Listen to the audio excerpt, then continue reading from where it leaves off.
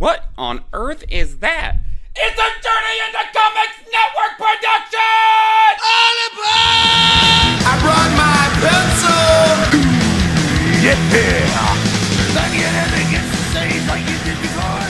Make it ring, make it bleed, make it really so. What's up, Deuterinos, and welcome to another episode of Rank 'Em All, that show where a couple of friends give an album a spin, slap a couple ranks on those tracks, and we go down each one and we find out which tracks are the best, and we average them all up to get our album ranks, and we go down every artist, every band, all their discographies, and we figure out which albums really rise above the crop or are at the bottom, and at the drop, we have reached 100%. I like that.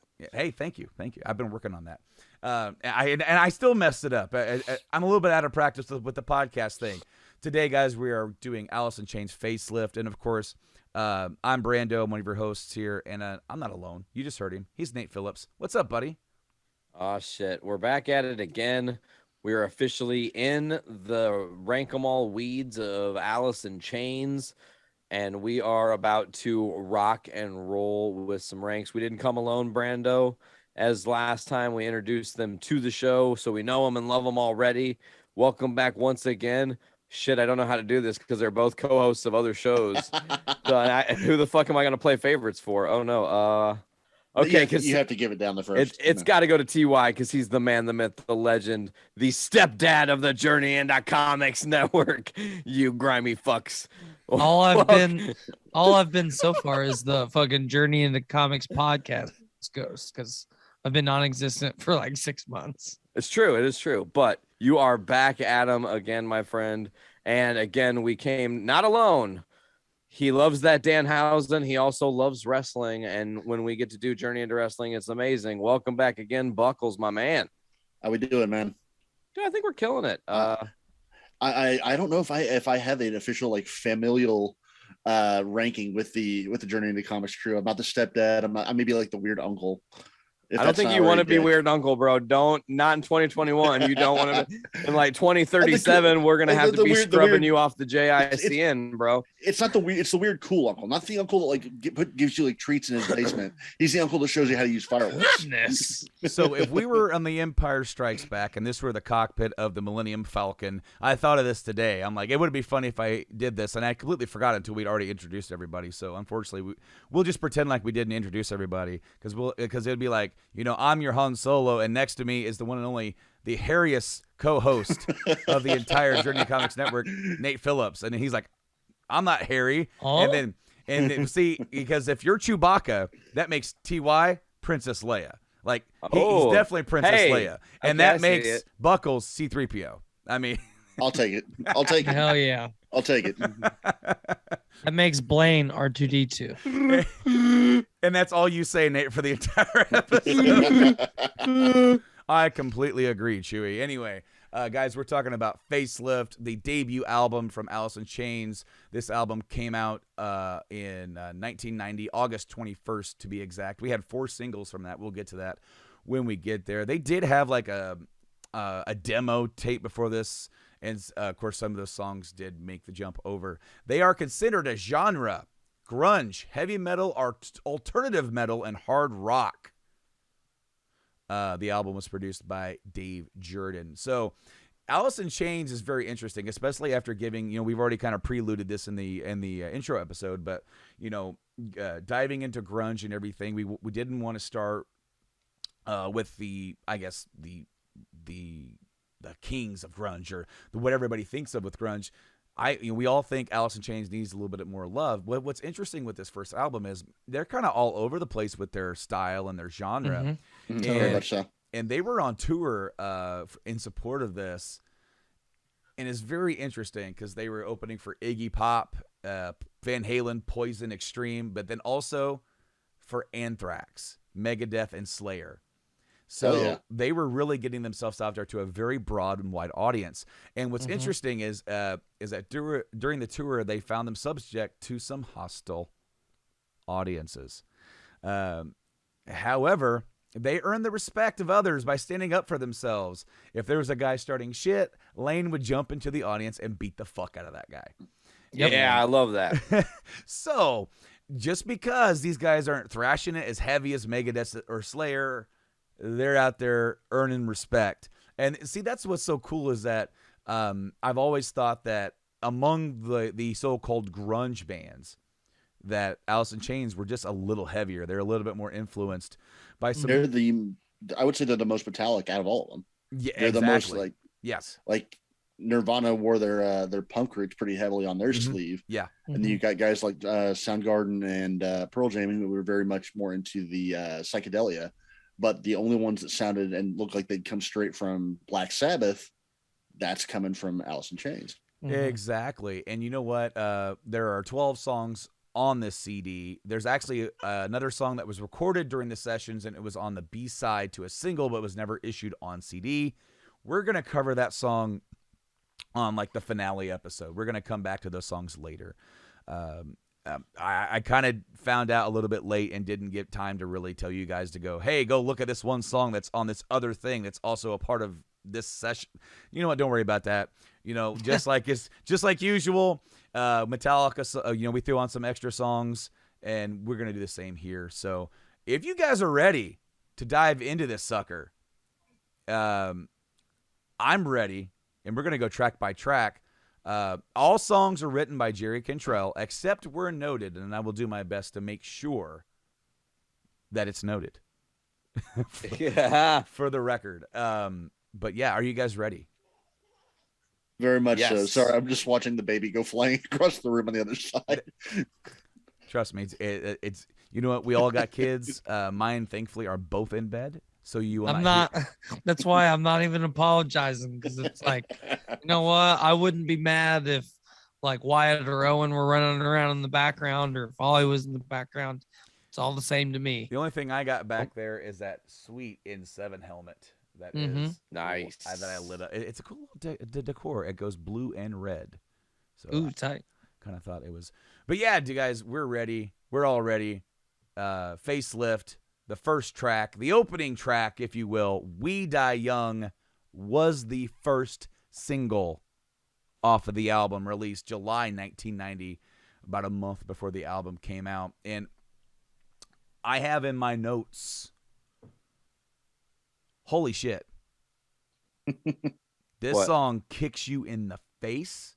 Dude, it's awesome opener, and it is damn near probably my favorite on the album. Like, of course, absolutely, this album has a couple of really big, Alice in Chains classics on here. Hits that people who are diving into the band, you already heard this on the radio. You've already heard that stuff. That stuff's great. This song, I know I've heard it somewhere before, but it hit differently. It hit so differently, and I absolutely love it. Dude, what a tone setter for the album. No kidding. Man. We mentioned 1 second, Buckles. We mentioned on the Metallica set, and we brought it up for like 6 albums straight, maybe even every album. We at some point, we even Saint Anger, we're like talking about how the intro track set the stage for what was about to come. Whether it was Hit the Lights or Battery or it Ain't My Bitch or Fuel, it set the stage in tone. Blackened, and even Frantic for Saint Anger. Once you heard that song, you knew the tone, you knew the attack, what they were going for, whether you liked it or not. And that's the exact same thing here. What gets me is that it's not only the first track on the album, it's not just setting the tone for the album. This song, more than anything else on the album, sounds like their later stuff. Like it's that signature sound of Alice in Chains right off the bat. And not only does it kick you in the face, this was their first single too, if I'm not mistaken. Yes. This was the original stuff. So fucking get a taste right off the bat. Right. No doubt. Nailed it straight off the gate. Absolutely. And the lyrics are really cool too. You actually know what this one's about? Fill us in. If I'm not mistaken, this is about Staley watching a 12 or 13-year-old kid doing drugs. So it's about dying young because get another hit, bury your brothers, because he's giving drugs to kids. Buckles, you mentioned GNR sounding. Yes, I did when we were talking about it in our chat. Yeah. this is one of the songs that gives me GNR vibes. See, I completely on the other end of this. The second half of the album is what gets me on that. Okay, listen to the riffing, and then the chorus. Oh, I got you. Yeah, definitely. Nate, what you got to say about We Die Young, buddy? And this was a hell of a great start. Like you just for this album, and obviously we've talked about it. Grunge is in a very specific spot. It's 1990 or 91. It's 90. Yeah. So we're at a point in time, the Black Album hasn't come out yet. Mainstream rock hasn't really taken over. The classic era of metal, like that we look at now, like thrash metal in its heyday in the 80s, has just kind of washed upon shore. And these guys somehow find the spirit of that and make it totally unique. Like it's got some light punk influences and how they are quick to change what they're doing and not stay on one thing for too long. But at the same time, there's such an aggression and an energy that they said, like, when people put the headphones on and they're listening to this first track, we want them to be transported to where we were recording it in the moment and feel what we were feeling playing it, because there is such an expression of these young talented musicians just trying to prove a fucking point. Like, notice us, motherfuckers. Look what we can do. Mm-hmm. Well, and I think, everybody wants to talk about like what made grunge, and it's always that, well, look at what came out of Seattle. These massively talented musicians. And even before that, you had the West Coast style or the East Coast style kind of thing. And Alice in Chains was able to, right off the bat, first track on their first album, say, that West Coast style that you like? Yeah. Well, what about this grunge thing? Well, yeah, we're into that too. Well, here's like the best version of it. Now, here you go. Saddle up. Right out the gate. Yeah. Yep. All right. Is that it? Is that all everybody has for track one? Yep. All right. Yeah. So we'll go with TY. What'd you rank it, buddy? 8 out of 10. 8. And Buckles. I gotta agree. 8. 8. And Nate. It's on my motherfucking sheet. 8. 8. I gave it a 9. I liked it. I was very close. Very close. Totally. I liked it a lot. I thought this track was awesome. And so is the next one, which is also the second single. Hell yeah. Dude, think about that. Dude, like the strength of that first opening track, and that being a single, and just a few months later them dropping Man in the Box. Lyrics by Lane Staley here. Man in the Box is an absolute classic. It's the prototypical, yeah. 10 out of 10. Tyler's just jumping forward. Wow, he totally pulled No. I'm not jumping ahead on the rank. I'm just saying, absolute classic. I'm just, bam. 10 out of 10. Totally agree with both statements. Absolutely. So I think this is an amazing feat for a band's first track 2. Mm-hmm. I mean, track 1 was great. Right. But now you've done this. Now you've introduced this. This song may be overplayed, but it's for a good reason. It's just it's just that damn good. And there's something that we had a discussion about on the Metallica episode about Enter Sandman, about the songs being overplayed. You can count Paranoid or Crazy Train, things you hear all the time at sporting events, in the bar. Friends in Low Places is even part of this for like another genre. It's a song when as soon as you hear the first notes, you know what it is. Mm-hmm. And there's a lot of people who don't like overplayed songs. They like more of the deep cuts, and that's cool. That doesn't take away from the fact that the song is that good to cross-trend genres. Absolutely. Like it transcends the very band. It transcends the artist. It transcends the genre. And for them to been able to pull that off on the second track they've ever put out is insane to me because Man in the Absolutely Box agree. does that. You hear Well- this at hockey games, at baseball games, you hear this everywhere, and there's a reason for that. So, Tyler, Buckles, you both want to talk? Mine's real quick. Go So for it. just like a fun statistic, I guess, here. So I'm looking at the album right now on Spotify. I was hoping you were gonna pull that number. Yeah. So just all-time plays on Spotify. So you got to think just Spotify's really only been around for 4 or 5 years now.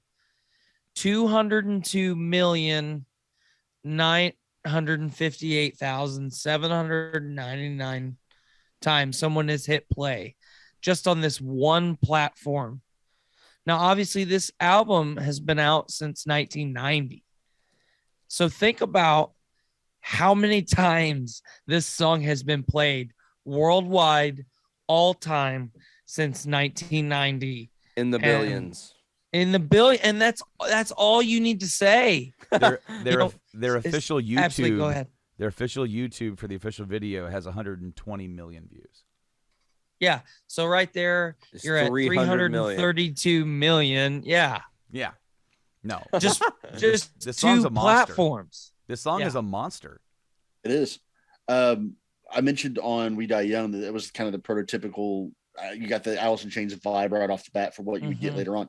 This song is the prototypical Alice in Chains song. The Yeah. guitar tone, structure, the call and response on the chorus. This is Alice in Chains distilled into its like finest form. Even their vocal Even- harmonies between Lane Absolutely. and Jerry that would become Everything staple. everything you're going to get. If you wanted somebody to describe an Alice in Chains song to you, and they just gave you piecemeal parts of it, like it's got to have this, it's got to have this, they all came in this song. And Well, and I've always about- been. Go Go ahead, Tyler. I was gonna say, I was gonna say, always, think you can't say go ahead and then start talking. No, I was just gonna say real quick. Think about how awesome that is. The fact that this is basically Elaine and Jerry's first, real major attempt at doing those vocal harmonies, Mhm. and then they branch away from that a little bit, and then they come back to it, and then it becomes their 100% signature sound. absolutely. And I mean, it's just Brandon said it best. It's a damn monster.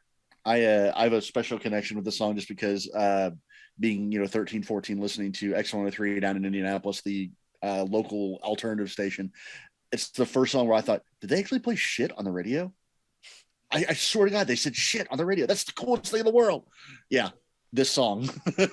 There's an edited version where he says spit, and it's funny. Yeah. It comes across so close. That and there's the guitar riff and the talk box thing. Mhm. This is heavy metal Peter Frampton right here. Yeah. Right. Nate, what you got, buddy? Really, Buckles said something that sparked me to think of something. This song is sentimental to you and I, Brando. It This is. has got history with us. This is one of the songs we would cover in Draxus back in the day, and it was a lot of fun. And it was never necessarily the easiest song to play, but we did it. I honestly think that when you're a kid, at least, growing up in the 90s, there are moments that you don't really remember exactly what you were doing. But I remember the feeling of hearing this song for the first time and just being like, what was that I just experienced? That talk box was magical. What the in tarnation? yeah, right. And then the chorus is so enchanting. Like the way that he's just screaming his heart out. But Mhm. also one thing that I think we're going to say a lot, maybe this will be a drinking game, but there is such emotional depth with Alice in Chains in every Mhm. song they do. Even their Yeah. fuck around songs are The- really impactful. I'm gonna say, wait till we get to Dirt. Holy shit! You mentioned how he screams in the choruses, especially the last and final chorus when Yeah. he really belts it out. There's another thing that you touched on, Nate. about like the structure and different parts of the song. The literal first dum dum of the that playing that live that still gets me because it's on the 3/4. What the hell? Yeah, dum dum pum. I love that. And no, this song was an absolute blast to play live. This is one of the few songs I actually got to play the solo and use the wah to hide my flaws, just like Kirk Hammett. But you know what? It fits and it works. And it was actually one of the few solos that I felt confident about. That I could get it to sound really good. It's not a terribly difficult solo. It is now for me. If I try to pick up a guitar right now and said play it, I'll probably sound like Fred Flintstone trying to like skin a duck or something. But instructions unclear. Penis caught in ceiling fan. I'm very confused. I don't know how you follow what we that got now. here. No, this song is awesome. And Nate, it was always so much fun to play with you. Do you got anything else, buddy? Nah, just my rank in that one. Ladies and gentlemen, boys and girls, children of all ages, let's kick this off just like we did with Van Halen. The second track gets a 10.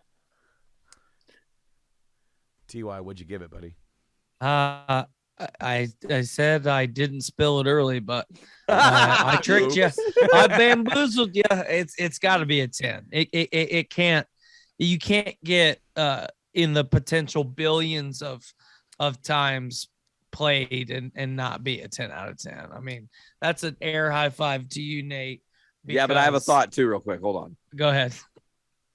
Definitive Alice in Chains. Yep. Exactly. That's 10 for me because of that as well. And I'm not going to be like Tyler and spilling numbers here like Michael J. Fox and a bird feeder now. Oh God! Oh, How dare you? Hey, I have to get my links in where I can. All right. Oh, I thought Brandon died there. shake, rattle, and roll. It's a 10 for me as well.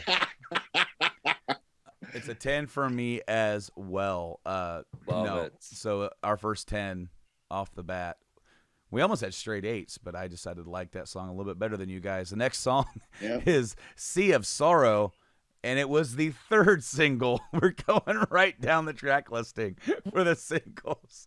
Makes it easy for us. Yeah, Sea of Sorrow. I really liked this song, and man, I thought that this song had like the intro is like dun dun dun. Dude, that intro is menacing as hell. Does that sound like AC/DC? A little bit. A little bit, yeah. Yeah. It like I love the vibe of the song, and I love like even though so we had I felt like that the momentum still carried forward from the first two tracks. Even though we slowed it down just a little bit for the intro, I felt like the vibe was still going great. So we'll go to Buckles next. What'd you think, buddy? Just a couple of notes, really. I love this. This is actually probably my favorite song on the album. Even more than Man on the Box. This is probably my favorite single track out of it. But the opening is just like, it's like Freddy Krueger to me. It's like you get that vibe. It is just menacing as hell. Oh, and yeah. then one thing I noticed when I was listening to it, that this is one of the rare songs on the album, and really rare for Alice in Chains, that has a kind of extended outro. It just fades out. Most of their stuff, you think of Man in the Box, you think of We Die Young. It just stops. It's just a very sharp cut. This actually, they let it fade out, which goes in along with that kind of stalky intro too. So it's a really well-structured song. And I love the slow, quiet to the massive chorus. And that is, again, pure harmony as well, even more so than some of the previous two songs. So this is, like I said, probably my favorite song on the album in terms of just listening to one song. Awesome. Nate, what'd you think, buddy? Man, okay, so you guys said, what was it, AC/DC you heard in the intro? Nah, I'm going to give you guys a different perspective. Walk into Nate's brain.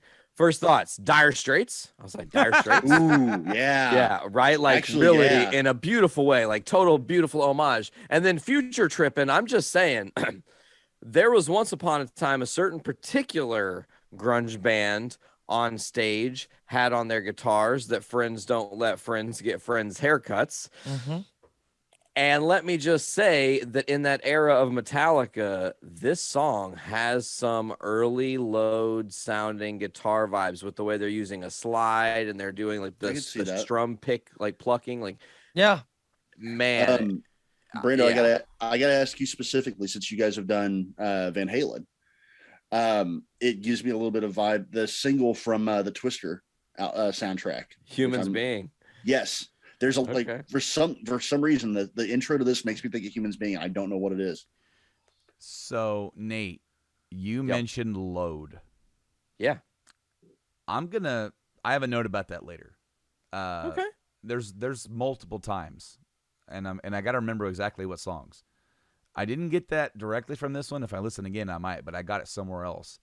I feel like when Metallica went into the loads after they spent 3.5 years on tour for Black Album, getting sick and tired of playing those songs, getting sick and tired of playing all the long songs, that they were different people when they showed up into the studio, and they were inspired by different things. They were inspired by Waylon Jennings. They were inspired by more bluesy aspects. They were inspired by their buddies in Alice in Chains, because they heard 1000%. Facelift. They heard Facelift and they heard Dirt. And they're like, these guys are kicking ass while keeping it more simple, while still introducing all these new cool things. We can do that too. Let's do our version of that. And so when I hear stuff like Until It Sleeps or House that Jack Built, or Yeah, I can see that. just trust me, there's a couple of songs on there that as soon as you hear it, you're like, and now I can kind of hear it. But thank you, Nate, for bringing that up. Appreciate. Is there anything else? Can we slip it on to Tyler? Give it to TY. Were those Macho Man fingers? They kind of did look maybe, like it. Yeah. maybe just a little bit. Yeah. Oh yeah. Dig it. But anyway, I have, for me personally, not to get like too long-winded, but I've always had like a really, really deep love for Alice in Chains, just because of, where I was and, the whole spiel. But like, I didn't get into their first album, until I was in probably high school, like really, because I was born in 91. So I didn't hear. Oh, you wee babby. Yeah. So, but, I was like 10, 12 years old when I really heard Alice in Chains, and then like, not just heard it as white noise, like actually just listened to it. And, a lot happened between 1990 and, the mid 2000s. So I put this album like under a magnifying glass and like picked little bits and pieces that just stood out. The way that the guitar has that like whine in the opening, 10 to 15 seconds of this song, to then go from absolutely a slow tempo almost as you could get to just that consistent fast tempo for the rest of the song. It like keeps you on the edge of your seat. And then I loved how Buckle said it opened up menacingly, because that's perfect. It absolutely, I mean, it gives you chills and then makes you want to go real fast. So how can you not love a song like that? All right. What'd you give it, TY? I'm going to give this one an 8 all day. How about you, Nate? 8.25. Oh, shit, dog. And Buckles? Like I said, this one's my favorite album or track on the album, so I got to go 9. 9. I also gave this a 8.25. Hey. Rank buddies, Brando. So, great minds. I feel like we've done enough Rank 'em All episodes now, and granted, we can still have a lot more to go. But I can almost guess where you're going sometimes. Like I think Nate's gonna. I almost thought you were gonna say 8.25 before you said it, and I'm like, all right, here we are. That could be a fun drinking game. Can Brando predict Nate's rank? If he does, take 4 shots. Oh my gosh. Yeah. He does it 3 times in the show. You're dead. Don't listen to this show and Just say participate. After the third guest, Brando, what's Nate's next pick? Oh, Q. Yeah, Q. The next track, Bleed the Freak, was also a single, the last single. So yeah, just like that. 1, 2, 3, 4, right down the row. I don't have a lot for this one. I do like it. It's moody yet catchy at the same time. This song is very moody to me, and that's about all I have to really say about it. I do enjoy it, but if I have to be honest, I think out of the 4, this one might be starting to creep down. Not by much at all, and that rank is gonna definitely prove that. But we'll start with TY on this one. What'd you think about Bleed the Freak? Well, I am a man of controversy myself. This just happens to be my favorite song on the album. Cool. I again, carrying over the trend, or kind of the theme from the third track on the album. The fact that it starts just slow and it has that slow build and then it gets really up tempo. I really like the vocal harmonies in this song. I like that you can hear Cantrell a little bit more. Oh, my youngest is making a visit right now. Be gone, children. But I feel like here's one of the things that I think I should have mentioned for the last track, but I think it's that much more important for this one. Think about Sea of Sorrow. What if that song was only 3 minutes long? It just wouldn't be the same. Mm-hmm. It'd be a totally, what if this song was another minute shorter? Would it be as good? Maybe not. What if it was another minute longer, like the last song? Then I think, hearing that chorus another time or two, okay, I've heard it enough. I think it's just it's a really good. I think it's a good single to, if Man in the Box wasn't on this album, it might be a little bit more well known for a lot of people. So I can see that. Yeah. A lot of people do like this song, and I think, judging by Nate's face, he's got something to say over there. What you got to say about Bleed the Freak? First thing I want to say about this song is I love the tonal shift in the intro, how it is so haunting. Mm-hmm. It totally is like, because you've listened to the rest of the album, and like the first 3 tracks are punchy and impactful and have a lot of different pizzazz to them. And okay. Sea of Sorrow is a little bit, it does have that like acoustic vibe and a little chillness to it. Mm-hmm. This is just 180, like totally, like they're moody now. They're really emotionally doing something. This is almost like an episode of Scooby-Doo with the people coming in and out of the doors. I'm waiting for Skylar to walk behind me. It's like, dude, I mean, thanks for obviously being understanding, everybody, and everybody listening. Not only are we like recording this on like a weeknight, but we're also doing it. We're leaving for vacation early in the morning, so it's like we're trying to pack and do this. But yeah, it's awesome. But one final thought is about the chorus, just before I forget it.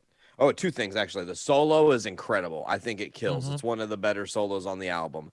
But I also think that this is the song on the album, the song that has the best harmonies vocally speaking, hands down. Totally agree. There are moments in that chorus that raise the hair on my arms because they are just TY, because you feel it too, bro. It's fucking good, man. It's like again, like I'm not trying to steal your soapbox, Nate, but like, I was basically an adult when I heard this album for the first, like really heard it for the first time. And, say I was an angsty teenager or whatever. I loved how Brando said, it's a mood. It is for sure.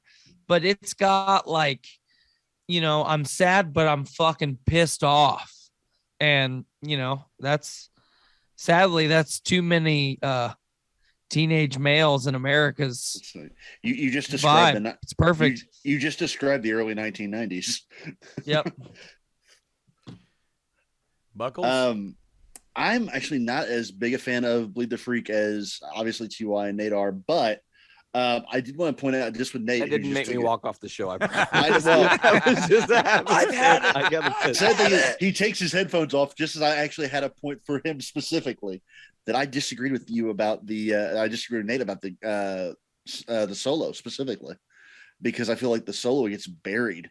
It's like really, really muddy to me when I'm listening to it. So you almost have to like pick the solo out of the rest of that section. If anything was going to be muddy, you would think Nate wouldn't be able to hear it at all because he's half deaf. So hey, look, so am I. Well, I'm maybe right that might be why him. it's muddy. Could be. You know what? It's funny you mentioned mud because the next album's literally called Dirt. Yeah. Mama, I have dirt. It's a cup of dirt. No, I like the song at the middle of it, like that second third of it or something, like the kind of center of it. It just kind of meanders a little bit, like it drops off. It's kind of weird, and it just kind of throws me just a little bit. Like I like the song, love the chorus, absolutely love the chorus, love the intro. It's just like it's just not hitting everything right as well as the rest of them did. It's not as solidly made, I guess, be the right way for me to put it. Right on. So what'd you rank it? Me, I'd probably put it a 6. A 6. Actually, let's give it a 7. All let's right. give it a 7. Took it back. He took it back. Let's give it a 7 just because I do love the chorus. Swapsies. He saw Tyler started getting angry. Like, what? All of a sudden, you're going to see him walking behind Buckles. See, Nate, I disagreed with you, and you have to listen to the episode to hear why. Hey, Buckles, check out this prop gun that I got. Oh. By the time this makes air, that's not even going to be timely anymore. That joke is going to be so out of reference. I'm so excited for people to be like, what does he mean by that? Be like, oh, shit, the Alec Baldwin thing. Fuck. Hell yeah. That must have been fresh. Oh, T.Y. God. T.Y., what'd you rank it, buddy? I gotta do it. 9.25, my brother. 9.25er. And Nate. I did a point something, but it's not quite the same, and it's a little bit above all the things. So a 7.75. Oh, bummer. Man, we're just it's high uppers. No, I know. We're just like all the gamut here. As I said, I thought it was a slight step down. Not much of one. My last rank was 8.25. I gave this one an 8. That's fair. I did enjoy it. And Nate, you sound like you liked it way better than I did. And you ranked it a little lower than me. That's funny. But I can't remember is the next track with lyrics by Staley and Cantrell. I actually did not say who's all in the band. That's something that I always usually do. Let's do that really quick here. Lane Staley on lead vocals, Jerry Cantrell, guitar, backing vocals, talk box on Man in the Box, Mike Starr with bass and backing vocals on Confusion, and Sean Kinney drums, percussion, and additional backing vocals, piano on Sea of Sorrow. With additional backing vocals from Kevin Shush. Oh, yeah, cat shush. I don't know if you guys can hear that cat yelling in the background. But... Kitty! Hey. Hey. I can't remember. Man, I thought this song had, if the last song was moody, I felt like this thing was really dark thematically. Like it kept weaving in and out of this dark mood, almost a mood. I don't want to use that word again, but it was like a theme. It was built into the song structure. The next only really note that I have about the song is when the song gets into the bow, bow, bow, bow, bow, bow. I thought the NWO was going to start walking in the room when I was listening to it. Because I'm like, man, this is like almost the NWO. You're very close, song. Yeah. Almost. But we're going to start with Nate this time. What do you got for I can't remember? Man, I can't remember. No, I'm kidding. That's totally true.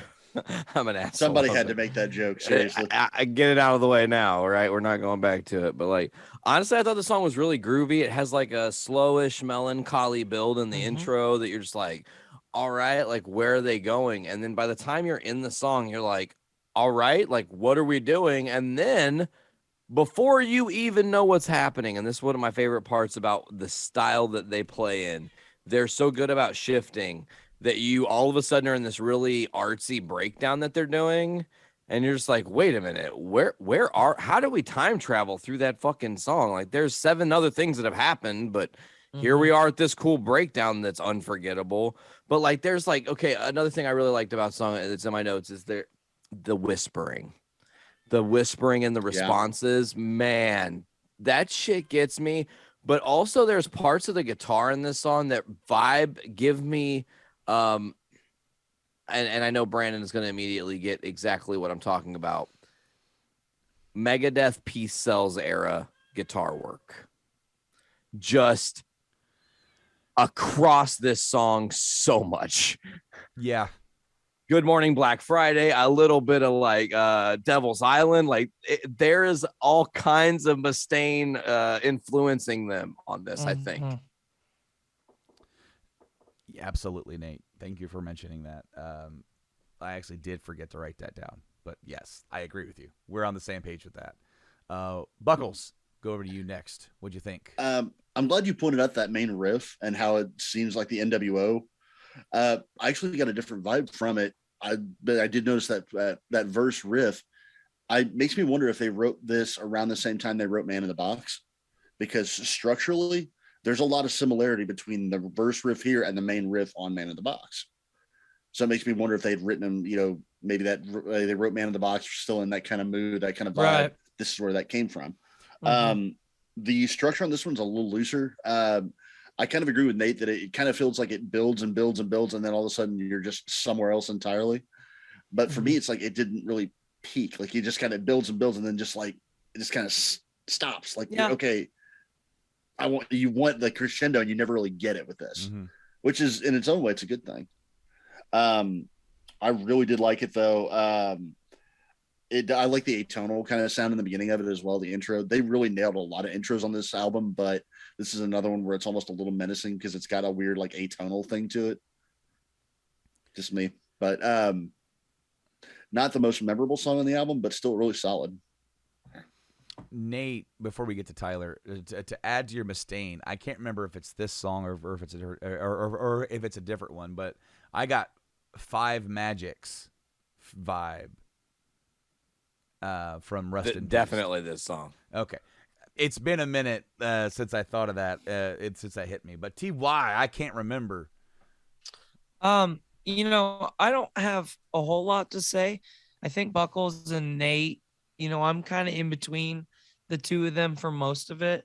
The one tidbit that I really want to pick out, and I think what makes me enjoy this song, where maybe I wouldn't enjoy it as much, is in the chorus when Lane is going through that, in the beginning, it's like when he says, I can't remember, he's like, fuck, it's not, he's just yelling it or screaming it. It's almost as if he's yelling it directly at someone. Like, leave me alone. I can't remember, of it, what I'm saying. And I really like how every time that it gets to that point in the song, it's a little bit different. It's got, a little bit more volume or a little bit more anger or what have you. So that's my favorite part. All right. Then what'd you give it there, TY? I'm going to give it a good solid 6.5. And Nate? I actually gave this a 7.25. And 2.5. Buckles. I'm going to go with Tyler. I think 6.5 is really good for that. Gave that sucker a 7. I did. The next track. By Job. The next track, Love, Hate, Love, with lyrics by Lane Staley, is the longest song on the album at 6 minutes and 26 seconds.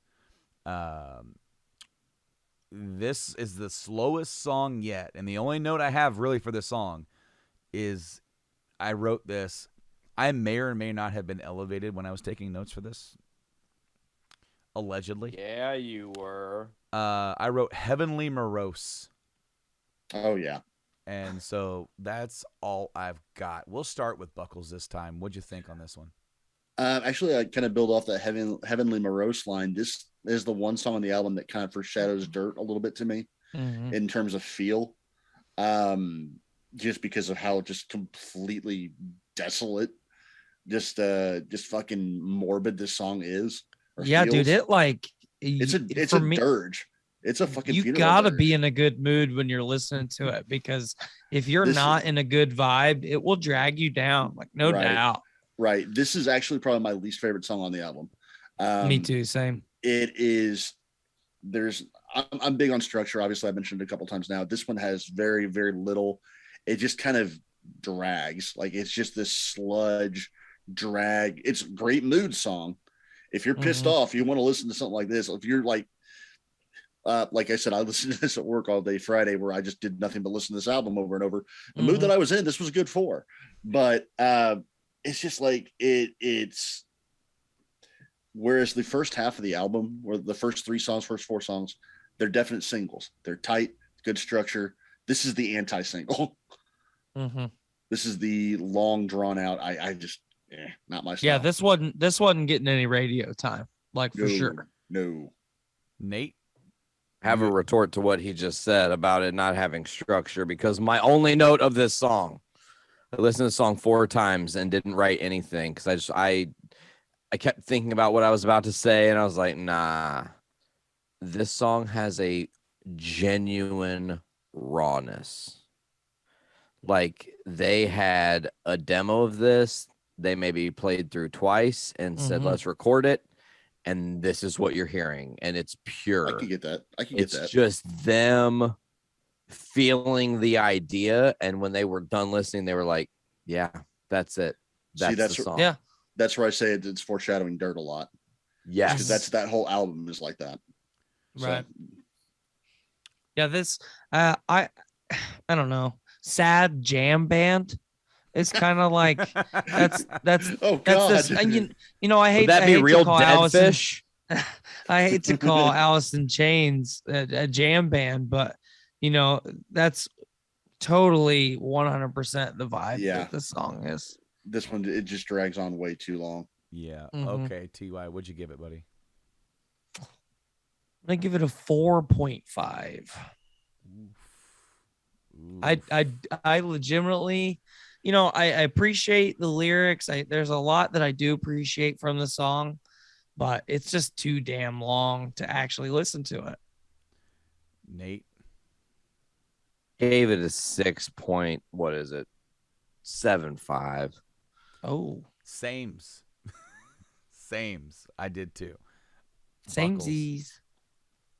I gotta give it a 5. I don't like this song at all. We're kind of in the same area. Like I felt like, you know, I appreciated some of what they were trying to do here, a little bit more than kind of what's coming up. Unfortunately, this is, you know, when you're going and you're doing this project and you're going through every song on an album, not every album is going to be a great song run after another. You're good, right? And thankfully, I don't think there's anything on this album that outright sucks. There's nothing egregious on this album. No, and that's what makes ranking a little bit more difficult, because you're trying to be fair, and you're also trying to be like, fair to the really great ones, but you're also not trying to like, well, you know what? I don't really like this, but I don't hate this either. So then you're trying to figure out where within that middle ground does this lie. Right. And, for like almost for the rest of this album, that's where I was. I'm like, that's a really astute observation, because like this whole album, the first 4 songs were all the singles, and they're all the ones that everyone knows, but they're all fucking killer. Yeah. It's really, the album is very much 2 halves, because the second half, like the first half, you go, okay, this is Alice in Chains at the top of their game right off the bat. Then you get to the second half, it's like, oh yeah, this is still their first album, when they're still kind of getting everything kind of hammered out. Okay. Totally. And could have been that a different track listing would have looked a little bit differently had they not peppered all their hits at the beginning. Like, way all our best shit at the beginning, so they don't know that we have not so great shit at the end. It's front heavy as shit. Yeah. But you can't say it ain't like that, because that's the name of the next track. It ain't like that. Music written by Kentrell, Mike Starr, and Sean Kinney. I have a couple of notes, and that's it. That slow bluesy bends that Yeah. that reminds me of something, and it reminds me of a song like wow wow wow a wow wow wow a wow Yeah. wow wow. It's a Traxxas Yeah. song. Yes, it is. Wow, wow. That was Rise of the Phoenix. Yeah. And except it was like the opposite. It was like the laying down of the phoenix, or like the burning, like wow, wow, wow, wow, wow. It wasn't quite the same, but it made me think of that. And then there's a dun dun dun dun dun dun dun dun dun dun dun dun dun dun dun. It's fucking For Whom the Bell Tolls marching almost in there. Yeah. Right. It put a smile on my face. They didn't steal it, but it definitely, man, that marching is. I know what you're doing. Like this one, I got some weird vibes from it. Like they got signed to make the album. Like they got signed by Columbia. Yep. Right before this album came out, and I kind of feel like this is someone that's like looking at the lyrics. This is where someone told Lane Staley, "Sit down and write me a single." Like designed to write a single, like radio single, and he kind of like, I don't. I'm trying to do it. I'm trying to write this. I'm kind of being forced to, but I don't really like this. But this is not my style. But here's a single for you. Like I actually was surprised how much I enjoyed the song itself. But then you get like the line of like, so smaller fish, so huge the ocean that he throws out there. It's like, okay, yeah, so you're a small fish in a big ocean now. Okay, you're being asked to write something you don't really like writing, or like waiting for the cycle, but this ain't it. Ty, what you got, man? You know, I like a lot of what you guys said about the albums being split in half and whatnot. And I think this is a good representation of, you know, imagine that the album is like a triangle. You know, we didn't even start at the bottom really, you know, with the first 5 or 6 songs.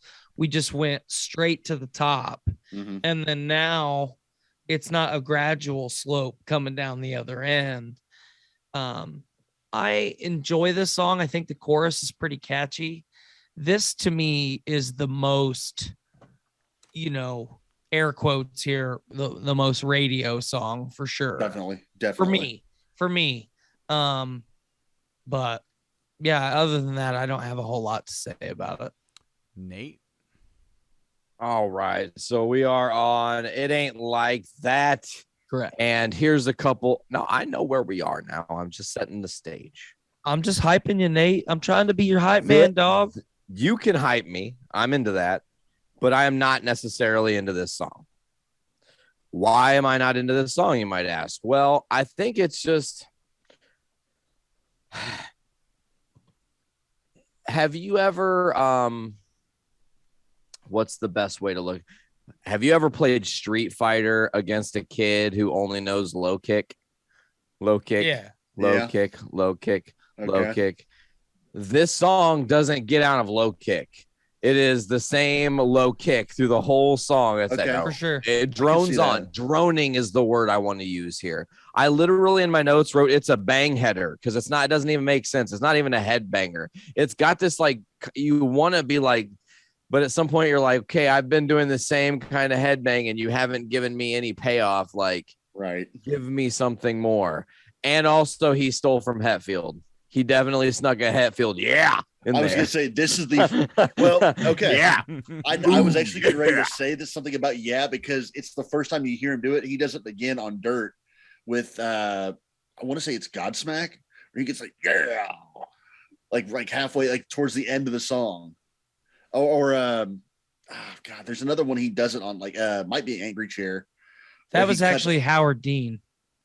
Yeah. Oh! Yeah. Well, we killed Brando. Yep. Yeah. It's great shit. Yeah, it ain't like that. Is everybody spewed? Yeah. Yeah, I think minds so. on this I one? think so. I Yeah. disputed it. All right, then spew me your rank, Nate. 6.25. 6.25 and TY. I'm gonna give this one a 7. 6.15. Yes, love that 1.5 energy. Buckles. You want 1.5, 6.35. There you go. Oh God.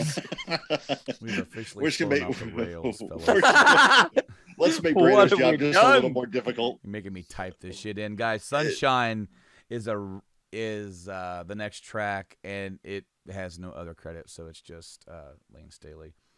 No, Lane Staley. I'm sorry, Jerry Cantrell. My bad. It's a riff-raff that I can't quite place. Like, it reminds me of another band, and then there's another part of it that kind of reminds me of like Suicide Messiah, all the way flash forward to like Black Label Society. 2004 or so. Yeah, there's like a wow, it's like it has like this little like thing in there. I really don't have a lot for this, man. Yeah, like as I said, like when I get into this part, a lot of these tracks to me start blending together as far as tone and mood, and it gets harder for me to separate them. I definitely the next couple are a little bit easier for that, but these last few, the It Ain't Like That and Sunshine kind of blend together for me. So we'll start with we'll start with Nate this time. Sunshine, I have no notes. Okay. 0 notes. I thought this song was a good jam, just like in the moment, you know, like I was like, wow, okay. But they're vibing. But again, there is some novice Alice in Chains in here where they're still finding themselves. There's nothing wrong with that. This is literally their first album, their first outing into the world. And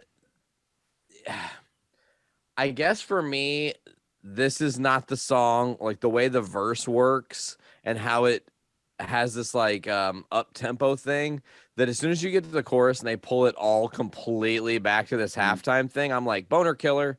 I don't want to listen to you now, because you've built me up to this, like, what's coming. And then it's like, yeah, no. And then it's not coming. Edgelord. You know, Dude, I love that. That's perfect. that's all I've got.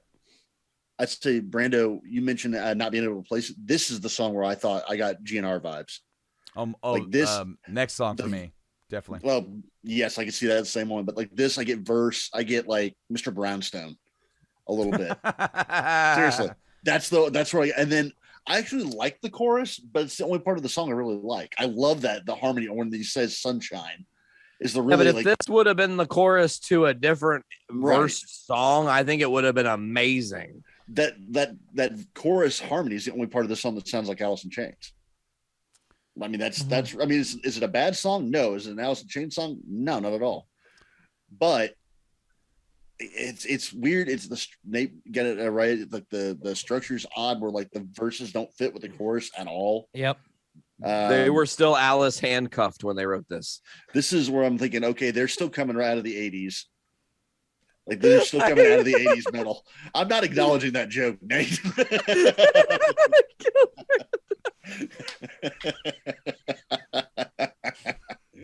I know. I'm not acknowledging that. You get no points from me on that one.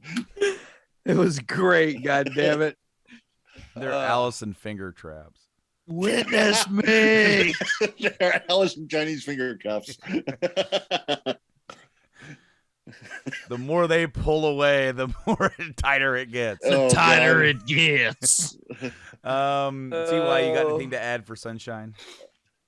Yeah, I actually have a couple notes, and I really like, you guys are really hitting a lot of what I have to say, so I don't have to say it. Totally agree pretty much on everything. My one big note is, half the song could almost be my favorite song on the album. And then right when Nate gets to the boner killer part, it's like, yeah, totally.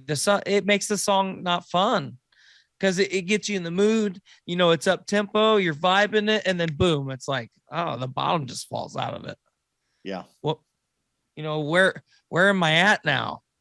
I think like legit one time I maybe got a little too elevated, and I was like trying to clean my truck out or something, and this song was actually on my Spotify or something, and it's playing, and then I had it turned down a little bit low, but when the bottom falls out of it, I thought that the radio shut off because it's just like non-existent anymore. Yeah. Mhm. What'd you rank it, Ty? Solid 5. Buckles, It's 6, right at 6. Nate, Like I said, it's not a bad song, but 5.75. Shit, dog. 6.5. I rate it the same as the last one because I keep getting them confused. So there's I feel confused. Yeah. Well, that's not the next track though. just segue after segue after segue here. Well, that was a failed segue. That was that was a seg won't. That was Paul Blart just falling over. I'm walking off on that one. Put You Down is the next track, and I literally have one note, Buckles. It is GNR 2.0. It's that. Yep. I'm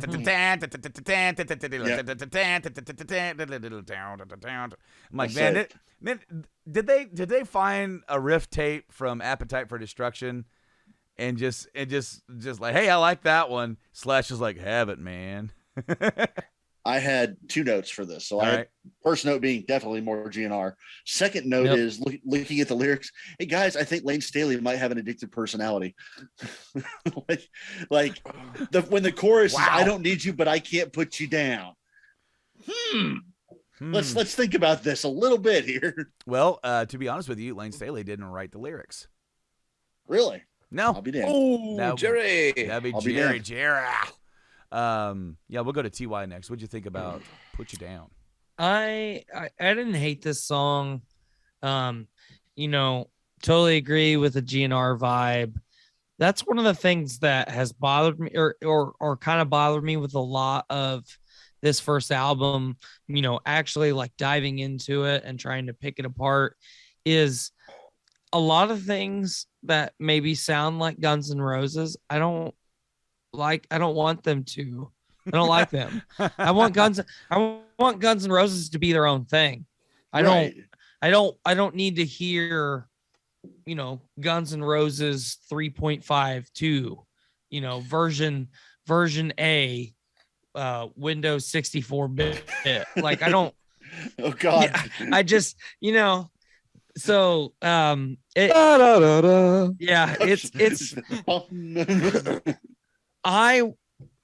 let me put it this way. This might be a little bit harsh, but if I had a choice between 11 or 12 tracks on this album, I would have just not included this and had 11 tracks on the album, because it's like just not. That's it's not fair. to me. It's not worthwhile to listen to. It's not fun. That's fair. Yeah. That's fair. Nate. We're going to have a disagreement now, folks. Prepare. Because unfortunately, I think this song has some of the most fun guitar work on the entire album. It has like a mixture of Dream Theater. The fuck is that song? Fucking can't think of it now, but it's Constant Motion, right? Mhm. That's the song. Okay. So it just has that, like, the guitar never stops. It's always doing something. It's always moving. It's always pushing forward. It never has a moment to slow down. That's what I really like about it, because it gives my ADD brain time to just like, yeah, we're doing it. We're doing the thing. We're doing the fucking thing. We're making the music. Which for sure, I enjoy that too. Don't get me wrong. But one thing that I didn't mention, but I remember you jogged my memory, is there's parts where around the chorus where there's some poor choices of like inflection. So there's parts where Lane's like, and it's like, dude, what is that? It's like, God, did you get, like I said earlier, that like, you're getting to the point where they're still really early on in their career, and they're still like showing their influences a lot more. yeah. And unlike where Nirvana is going to show influences in like the Cramps or fucking the Pixies, shit like that, they're showing their influences GNR and fucking 80s metal, and Dude, like there's a little bit of Megadeth. Yeah, the only thing missing from this song is like, Yeah. Was there anything else you had, Nate? Just that lyrically, this song was kind of lacking for me. That's what Pretty brings weak. it down. I love the riffingness of this, but lyrically it was lacking. What'd you give it, Nate? 5.25. 5.25. Ty. Yeah. I'm gonna agree with my brother Nate Phillips. 5.25. The man like who that you're- said, "Delete that." I would Sorry, delete that I'm- one. I'm more laughing at the fact that the moving of his mustache caused the accent to change. My brother Nate Phillips. 5.25. For all of you, I'm gonna- not, for all of you not watching on YouTube, if for those of you just listening, you're missing quite the adventure here tonight. So, Buckles, what'd you give it, buddy? I'm gonna go with a solid 6 again. Like it's not a bad song, but it's just not where it needs to be. Like I can't give him credit for writing. It's not crap. It's not garbage, but it's not really anything I want to listen to. I don't think see, that anything go on ahead, here is sorry. I was just reiterating. I don't really think that anything on this album is actual garbage. Go listen to Van Halen Right. 3 and try to suffer through that piece of crap. Yeah, Literally, guys. No doubt. Guys, if this is your first episode of Rank 'Em All, note that we have ranked Metallica and the dudes ranked between the Buried and Me, and then Nate and I were part of the Van Halen, and now we're doing Alice in Chains. So note that we have ranked Saint Anger. Yeah. And Saint Anger between 4 people. And stayed professional. Let's not No, forget that. absolutely. We were fair. Saint You gave Anger. a solid. Yeah, Sa- you give a solid. You give a solid shake to Stanger, and you're doing all right. We ranked Saint Anger, and it was higher than Van Halen 3. Mhm. So think about that when you're thinking about real stinkers. And you know what? Coming out of Van Halen rank, I feel like I'm a bigger Van Halen fan going in. I really am. There was some stuff I didn't like, but there's some I'm thinking, stuff that man, I I really haven't do listened- like. I haven't listened to Van Halen 3 in years. I want to go back and listen to this again and see if it's as bad as it sounds. It's awful. But the next Dude, song, it's bad. The next song is I got again nowhere near that. It's called Confusion, and we have lyrics by Staley, music by Cantrell and Starr. Confusion, all sent. No, the wrong song. I'm sorry. Wrong Nate. band, bro. We already Sorry, ranked we already ranked Confusion that one. once. So Confusion to me gives me a lot of vibe. We already said this before that we already get a hint of where they're going on Dirt. This Yes. was the precursor to me to Rooster. I heard some Rooster in this. Mhm. I specifically wrote 4 words, not Rooster, was the first 2 words. And what was the best way that I could try to describe this song to I almost said Van Halen fan, but to an Alice in Chains fan? Smaller cock is exactly what I would. Dude, I love that. Because it's a little rooster. I get you. I got Dude, it. I love got that. it. Totally. Ty, what'd you got to think about Confusion? I 100% agree with everything that you just said, Okay. and could not say it better. All right. Buckles. I like that you went with the kind of proto Dirt, but I actually got a different song vibe from it. It reminds me more of Junkhead than it does Rooster. Okay. Just in tone and in like kind of the real like kind of sludgy, kind of hazy quality to it. That's really the only thing I got from it was it kind of reminded me. It's again striking in the sense that it kind of foreshadows Dirt a lot more than anything else on the album. But I got more Junkhead than I got Rooster. I do like the comparison now. Nate. I thought Confusion was a jamming little track. It definitely has some cool sludginess with the guitar riffs. I think that in the chorus, and I say this a lot, but the duality of the vocals that are happening, the high harmony, that low harmony, man, it's just hauntingly perfect for the song. Now, the song itself is not what I would call perfect by any stretch of the imagination, but there are parts of this song that really hit home runs, and there are parts of it that are definitely foul balls. And for me, this song maybe would have done better earlier in the album. Mm-hmm. Right on. I can see that. Yeah, I Would can you- see that. Would you rank it, Nate? 6.75. And Ty 6.5. and Buckles. I liked it a little more. I'd say 7, actually. I gave it a 7.25. Ooh. Yeah. So I know something about you. What is it? What do you know? What I know is that this song wasn't a single. But this song gave me Red Hot Chili Pepper vibes. Yes. Yes. Thank you for that. The intro. Yep, I was gonna say it. Dude, I was gonna say it too. Yep. I'm like, what? And then it goes to yet another Yeah, GNR yeah. sounding riff. And I actually like the music to this song, but I don't really like the vocals at all. Yeah. Mhm. That's just Same. that's just my opinion. I felt like it. I almost don't want to say this because I don't want to disrespect them, but it's almost like this song would have been a great song if it was just written by somebody else. I can Yeah. see that. Yeah. Because as we've said, they've already established what's going to become their signature sound, and like they really have a lot of songs here that they're channeling either GNR, 80s rock, or whatever here and there. And here now we got some Peppers, maybe even if you close your eyes and squint.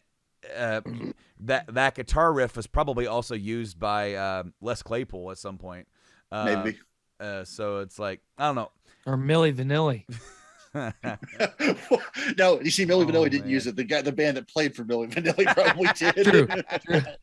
But we'll start with Nate on I Know Something About You. You guys said Chili Peppers. I hear that. You guys said what was that last one? You said Squint and You'll Hear It. Les Claypool, Claypool. Primus. Les Claypool Primus. Thank you.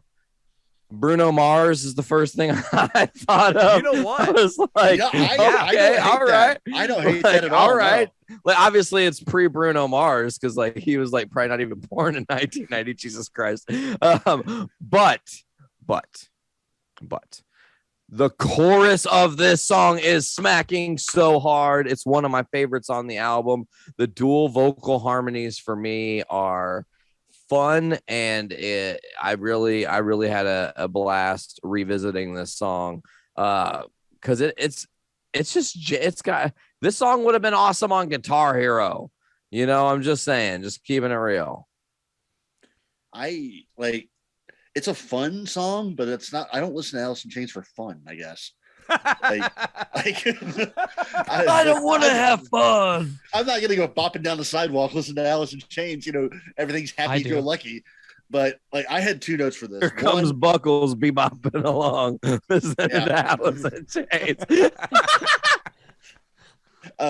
2 notes. One was Chili Peppers meets Guns N' Roses with Alice in Chains vocals. There you go. Literally the first note I had.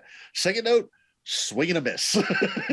like this is I get what they're going for. This is, you know, happy fun. This is their party song of sorts. It's just this is not an Alice in Chains song by any stretch. Nothing about this feels like Alice in Chains. TY, you got anything to add, buddy? Yeah, I mean, I'm gonna echo everything that everybody else has already said. My 2 notes were wrong vibe. You know, like obviously the song, it's fun, it's enjoyable. There's bits and pieces that I like. My other note was too funky. Yeah.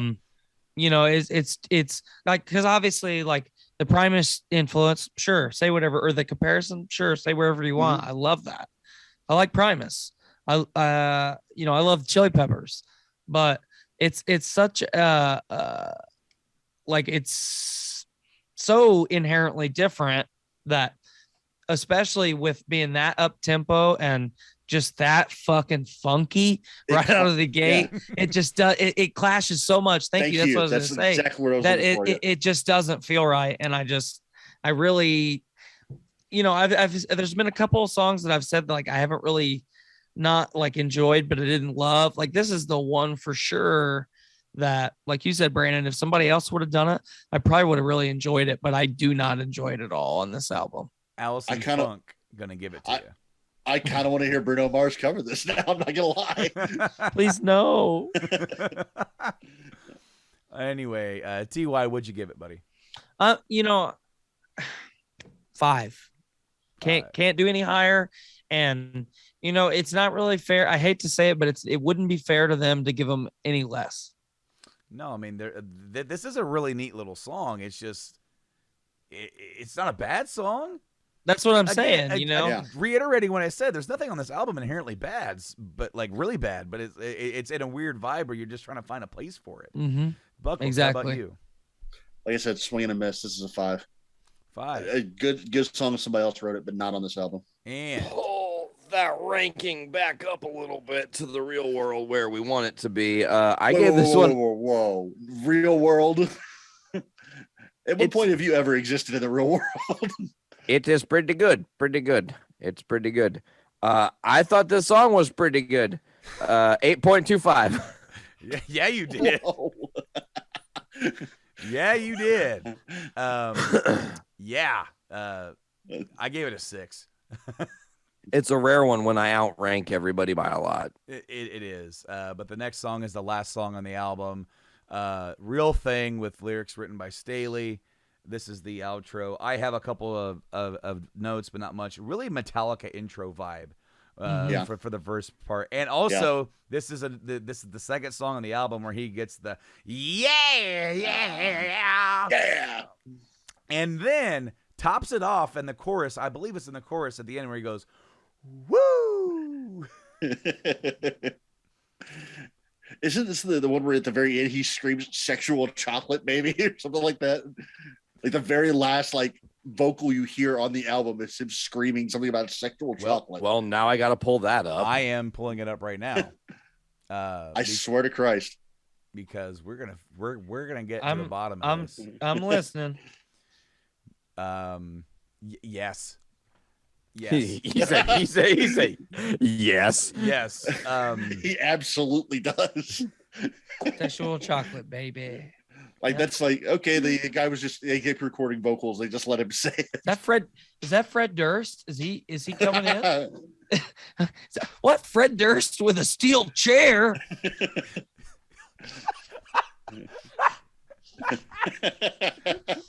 You can't unhear it once you hear it. The lyrics of this song are published. They're owned by you because they do companies that own the lyrics, right? Right. So the publishing company that owns this song is called Butt Nugget Publishing. Oh God. So was it who's listed as the owner? Is that Beavis or Butthead? That's Butt Munch Industries. Oh my God, dude, I'm crying. Butt Nugget. It's sexual, baby. That might be the most 1990s name ever. Oh man. So who wants to go? Who wants to go? Floor is yours. Take it. I think I only think notes I had was it's like one of the first like overt drug references he makes. Like, there's a couple like really like heavy-handed drug references, and this is a Staley song. It's also like it's the polar opposite of Love Hate Love. This is fucking manic. Yeah. Where the rest of the album or the rest of that song is no. That's the only 2 notes that I had for it, honestly. TY. I really don't have a whole lot to say. I did when I ranked these, I also ranked them into my favorite to my least favorite on the album, just to kind of help me, what is a 5 to me, because obviously we're all throwing these numbers out, but I think earlier there was a section where I meant to say like we're perfectly in the middle of a spectrum, like being on 5 and then the high 6s. So, but this is my second to least favorite song on the album. For some reason, I didn't really vibe with it. So I actually had ranked mine the same way on my notes, and this was my third to last. So I definitely agree with you. All righty, Nate. This song to me is not, and this shows again their debut album, their rookies. This is not the outro to send people home with. You know what I'm saying? Like there maybe were some different creative decisions. Hell, I would have put "I Know Something About You" at the end of the album over sure. putting this at the end of the album just because it does not. It's an okay Alice in Chains song, but it is not how you want to send people off from your Right. first listening experience. It's a little jarring. Especially when the last thing you hear is sexual chocolate, baby. Exactly. It's like people are going to be like, what the fuck did he just say? Yeah. I feel Well, do I have to roll the tape back to hear him say that? Did he really just say that? okay. I feel like now it kind of makes sense in my head. I feel like they were touring and like a local band was playing this as like an opener for their show. And they're We're gonna like, steal hey that man, song. they're like, hey man, we like that song. We'll give you like a case of beer if you like sign this paper so we can play it. Pulled the Fury on, huh? Stole Yeah, the song. and they're like, hell yeah. And then that was this. Nate, would you rank it? 5.95. I just couldn't give it a 6. We're gonna be the group that just makes Brando's job that much harder doing all the math. Ty, He's got the algorithm plugged in. 5.25. say that again. 5.25. I appreciate it, but I don't like it. Buckles Another swing and a miss. 5. gave it a 6.25, and gents, that is Facelift. We did it. The final rankings are as such. Buckles, your rank, and feel free to write this down for your own record. My tablet is about to die. Otherwise, I would. All right, well then remember this. Your rank is a 6.73. And Tyler, your rank is a 6.7. Okay. Nate, yours is a 7.18. And Brando's Average. Yeah. And Brando's was 7.37 with a master rank of 6.99. Nice. The highest ranking song was Man in the Box. It was our first perfect score with a 10. If you want to go to the next one, it would have been Sea of Sorrow at 8.37. The lowest ranking song on the album. Yeah, it's the last song. It's Real Thing. Is it really? Yeah, it's 5.61. So, yeah, guys, fellas, we did it. We got together. We recorded this dang thing after a couple of false starts and almost a false finish, but we kicked out with the sexual chocolate. Mark Henry's back, baby. Yeah, he is, man. He's kicking it. I swear to God, no one's giving birth to a hand here. No, but I want to thank all you guys for coming on here and ranking Alice in Chains with me, and all you guys at home watching or listening. Tell us what your ranks are. Tell us if we're absolutely insane. Tell us what you know down below in the comment section down below or wherever you can get a hold of us. What's your favorite song on the album, and what do you rank the songs? We want to know. We want to hear from you. And Nate, where can they send this? Where can they type this other than the comment section on YouTube? On the social medias, I don't remember where we're at. Oh, social media. We are at Rank 'em All Rocks or Rank 'em All Rocks podcast, I think, on some of them. But if you're looking for us to listen to put inside of your ear holes, it's very simple. Tell me. You're going to go to any of the different podcasting platforms: Apple Music, Amazon Music, Spotify, Google Podcasts, CastBox, TuneIn, iHeartRadio, many others. Just search Rank 'em All Podcast. I do believe you have to put that at the end there. Maybe not. I'm not sure, but we'll pop up. How do you spell that? RANKEMALL. Rank 'em all. Thank you. Listen here, Raymond.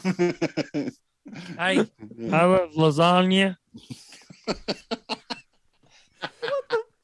Also, the website was down for just a brief period of time. It is now back up. Rankemall.rocks.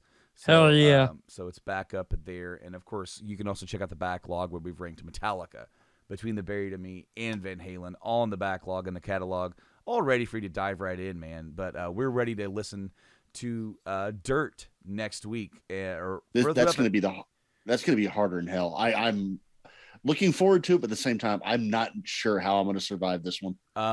I'm never going to financially recover from this. But go ahead, guys. Start listening to Dirt and get your ranks ready so you can tune in next week and with us. And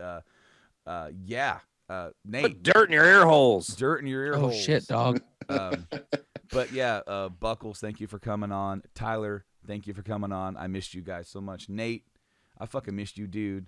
Bro, fuck yeah. I'm glad that you still exist out there somewhere. It's been a while. So I'm real. I am alive. See, it really exists. My face. wow, yeah. Well, you know what? And we do hope that you'll follow us next week to Dirt as we wallow in Facelift in our Sea of Sorrow. Later on, guys.